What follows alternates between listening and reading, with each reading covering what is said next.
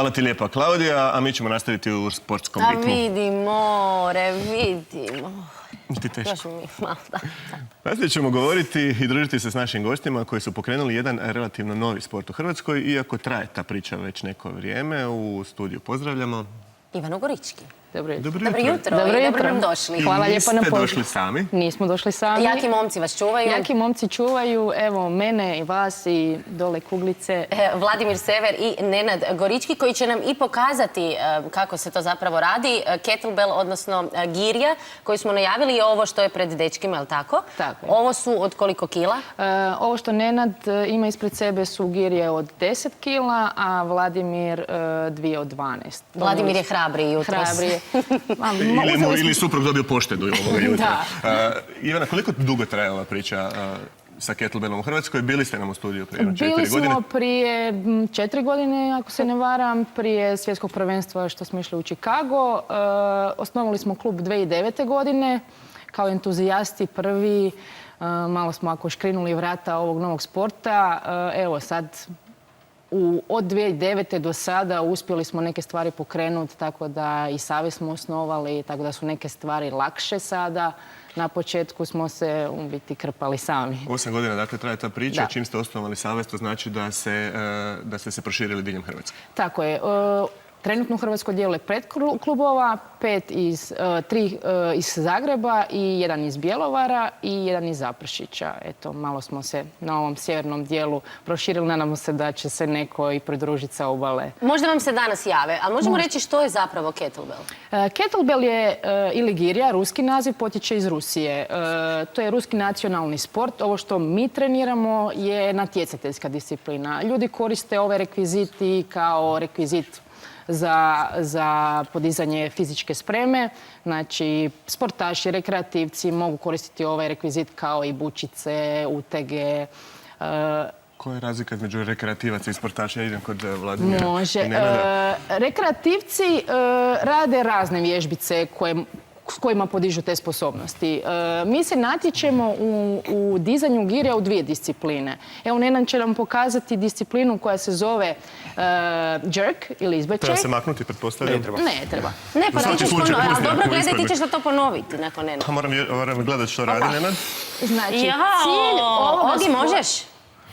Pa da su dečki donijeli neke lakše, ne bi se htio sramotiti sada. Znači, ona natjecateljska disciplina u kojem je cilj dignuti ovo opterećenje u 10 minuta pravilnom tehnikom što veći broj ponavljanja. Koliko je znači, teško, u 10 Vladimir, ovo? minuta ne smijete spustiti opterećenje dole. Kad ga spustite, gotovi ste.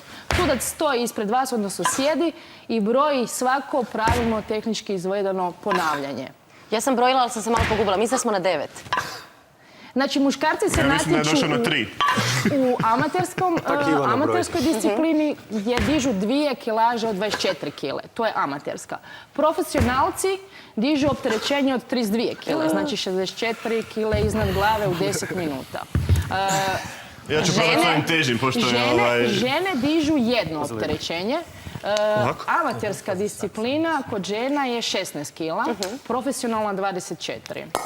Po zadnje vrijeme sad se i žene nešto natječu sa 2 girje u jednoj ruci. A to je bilo ono nešto, neki im dopuštaju, neki ne, službeno ne bi smjele. Znači, na službenim svjetskim i europskim prvenstvima još uvijek žene rade jednom girjom, dok, recimo, mi 1.7. organiziramo natjecanje gdje ćemo imati nekonvencionalne liftove. Znači, i žene će raditi i sa 2 girje i setove od 30 minuta, što se zove polumaraton. Znači, 30 minuta ne staješ rad. 30 minuta? Da. Živ, zdrav? Ne, naravno, vidiš, nisam se ni zapuhao. Sad digni ruke, još rade. Tlak mi je u redu, sve u redu. Osim Imamo još 2 discipline, jerka, imamo Pobjedio i sam. snatch. Znači, trzaj, girju, jednu girju dižemo, 10 minuta, znači jednom smijemo ruku promijeniti u tih 10 minuta. Vi birate kada ćete to učiniti. Aha, nema nekog pravila? Nema nekog pravila, neko će možda odraditi svih 10 minuta na jednu ruku. Običaj je mijenjati na pola vremena, znači nakon 5 minuta se mijenja. A imate negdje onaj sat koji vidite, cijelo vrijeme gledate, znate, ispred vas je monitor koji vam broji ponavljanja, znači sudac stišće kada ste napravili pravilno ponavljanje i vidite svoje vrijeme, tu si tempirate tempo, jer ne možete krenuti u sprintu prvu minutu, većina ljudi bi se ipak čovjeku lakše ukiselila i spustila vrlo brzo. I treća disciplina? I treća disciplina koja se zove long cycle, sastoji se od 2 lifta, nabačaja i izbačaja. Evo, Neno će nam demonstrirati. Znači, nabacimo girje na sebe, izbacimo iznad glave i spuštamo dole. Kako se može početi trenirati? Znači, većina rekreativaca počne sa vrlo lakim opterećenjem, najlakša girja 8 kila. Vrlo lako. Vrlo lako. Razlika između treninga snage koje se radi recimo bučicama ili olimpijskog dizanja je tome što nije cilj dignuti opterećenje jednom, 2 put, 3 put, već je cilj dignuti opterećenje kroz duži vremenski period.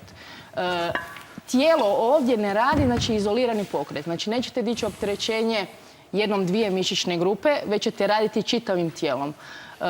Zašto ovaj trening toliko uspješan? Zato što radi čitavo tijelo, radite snagu, eksplozivnu snagu, izdržljivost, trošite jako puno kalorija. Recimo, u 10 minuta možete, ako dižete 2 opterećenja, potrošiti i po 200-300 kalorija. Znači, nuspojava ovog treninga je brzo gubitak masnog tkiva. Zato, recimo, žene vole raditi ovim rekvizitom, jer nećete biti ogromni, jaki. I nemate trbuha, jel da? Nemate trbuha. Tako je. Gdje vas se može naći u Zagrebu? Na Kajzerici, 3. južna obala 3. Znači, neposredno uz Savski nasip, blizu Hendriksa. Na gornjem katu. Tko vam sve dolazi? Može doći ko god želi. Ko želi, različite dobne skupine, mlađi, stari, muški. Kad govorimo o mlađima, koliko moraš imati godina kako bi se mogao početi baviti ovim sportom? Pa 12 godina mislim već može. A kad si mogao dići 8 kila, Ogi? To je početak. Nisi baš mogao. Ja sam u prvom osnovu imala 17 kila baš. Još u vrtiću s legićima, znaš, pa onda dižeš legić. Hvala vam lijepa. Odlični ste, znamo to jer ste osvajali i brojne medalje na natjecanjima. Čime se sve možete pohvaliti? Pa evo, bili smo na 2 svjetska prvenstva u Čikagu. Tu smo osvojili neke zlatne medalje. Bile su, znači, ne samo naš klub, već klubovi iz Zagreba su sudjelovali i u Rusiji na svjetskom prvenstvu. Tamo su osvojili srebrnu medalju. Bilo je i europskih kupova, međunarodnih medalja, tako da ima toga dosta u ovih 9 godina. Čovjek je prestao brojati nakon toga. Da. Prvi se pamte. Koje je prvo sljedeće natjecanje na koje idete? Imali sad nešto preko ljeta? 1.7. je sad ovi Gamesi u Zagrebu, Vintage baru. Evo ga, organizacija će biti jako dobra. Dolaze i stranci? Dosta stranaca dolazi od Mađarske, od Poljske, od Dolazi vam i ovaj poznati Rus. Tako, on je svjetski rekorder. Rus Ivan Denisov dolazi, evo, po prvi puta u Hrvatskoj nastupa kod nas. Znači, on drži apsolutne rekorde i svjetske rekorde, tako da, evo, imate priliku pogledati nekoga ko, recimo, 2 od 40 u 5 minuta digne 60 puta. A najteža je? 72 kile. U ovim dimenzijama. U ovim dimenzijama. Dobro, Ogi će dalje vježbati. Ja vam zahvaljujem što ste bili naši gosti. Samo ti nastavi, Ogi, nemoj sad spuštati jer te ne snimamo. Još ćemo jednom ususred Danu državnosti pustiti našu pjesmu dana, Bili cvitak. Slušat ćemo Juru Stublića i film.